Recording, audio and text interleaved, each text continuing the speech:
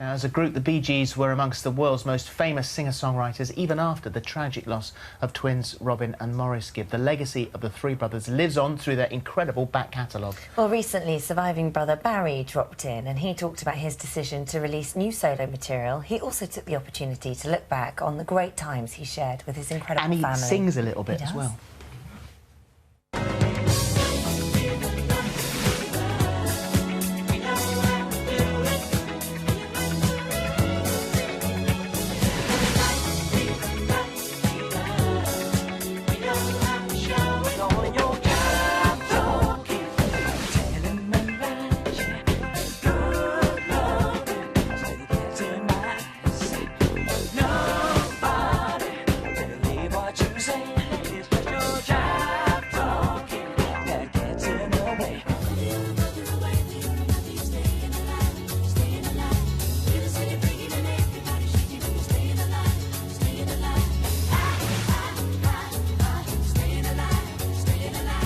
Everyone an incredible hit, and welcome. It's lovely to see you. Thank you. Lovely to see you, sir. Yeah. It's funny, you watch that confidence and watch what you all were together. Yeah. For you, it must have been really difficult to get to the stage where you think, do you know what, the guys aren't here, I don't want to do this anymore. I think I was at that stage about a year ago, and I didn't really know we were going to lose Robin. You know, that was a sort of probably 6 months, maybe 7 months before when I actually found out, before he passed. Yeah. So that was very tough. Really tough for Mum, you know, because she's lost 3 boys. I know. But you know, somehow you've got to go on. Somehow you've got to live your own life.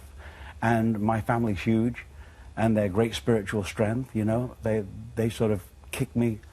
My wife sort of said, "Get up and do something, and stop anguishing." Yeah. You know. And that got me back into the music. And was that what you needed? You needed to kick up the bum? Yeah, there's a better term. It's a bit stronger. We can't use it.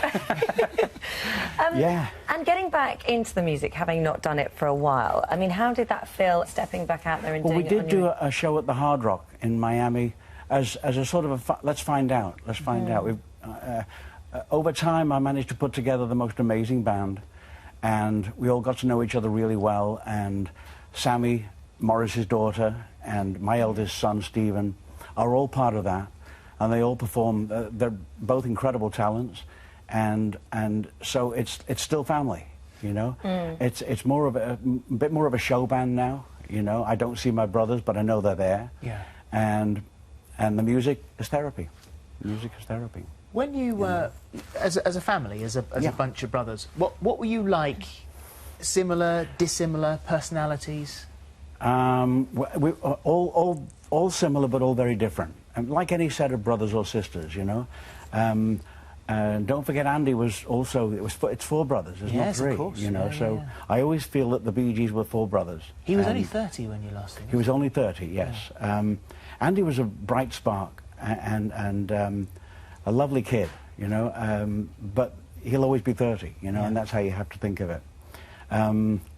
Maurice was very extrovert, had his own problems in life, but told everybody about them, you know. Robin was a great thinker, you know, and a great warrior. Robin would go from one end of the spectrum to the other, you know. He could be the funniest person you've ever known to the most unhappy person you've ever known. Where do you fit into the mix? I'm more like the guy who tried to watch out for everybody because I'm the eldest, you know, and you assume that role. So I did, and all through life that was sort of that's what I had to do. Make sure we got paid, make sure, you know, someone had to do that, and no one else really wanted to. I was reading somewhere that you said recently that because Maurice and Robin were twins, that actually it kind of in a way prepared you for their loss, because you always felt slightly separated because they had that twin thing, they had that thing together.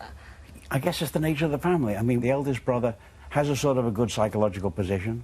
The youngest brother has a good psychological position. It's the ones in between that tend to run into strife. You know? You obviously have such a massive amount of support from family, but also from your fans as well. And you've noticed that when you go out on stage with this new, very new and different dynamic for you, that they really got behind you.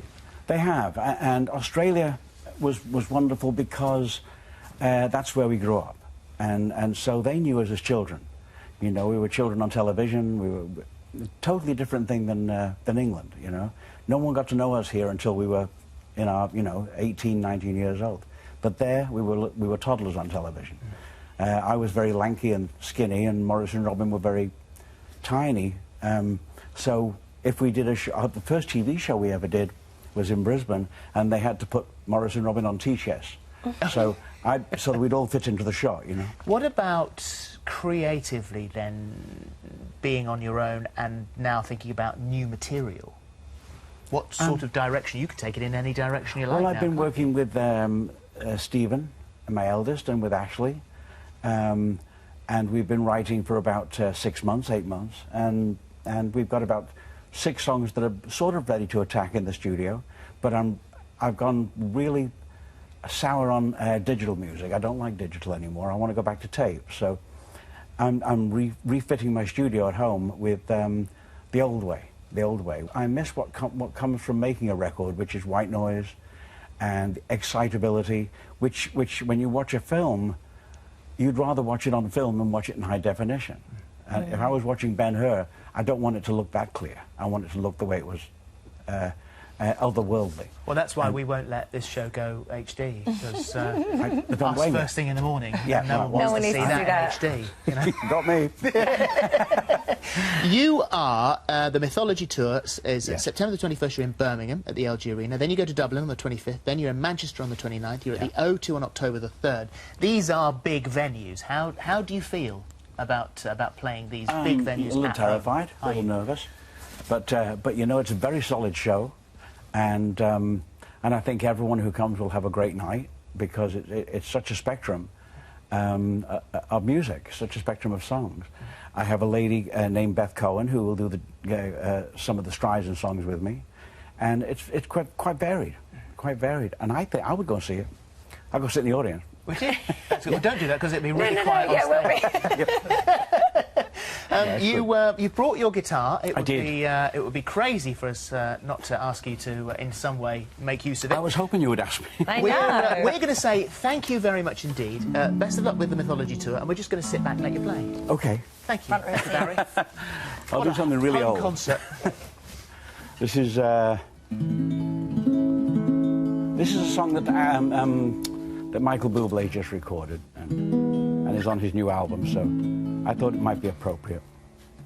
And it was written for Otis Redding. That's how long ago. So, okay. There's a light, certain kind of light, that never shone on me.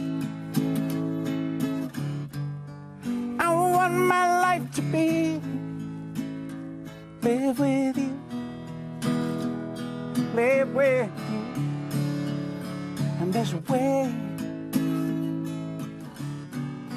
everybody say to do each and every little thing. But what good does it bring if I ain't got you? Ain't got you. And baby, you don't know what it's like. Baby, you don't know what it's like to love somebody, the way I love you. That'll do. That'll do. The sound of my youth. I know, it's amazing. Sound of my youth. Thank you very much indeed.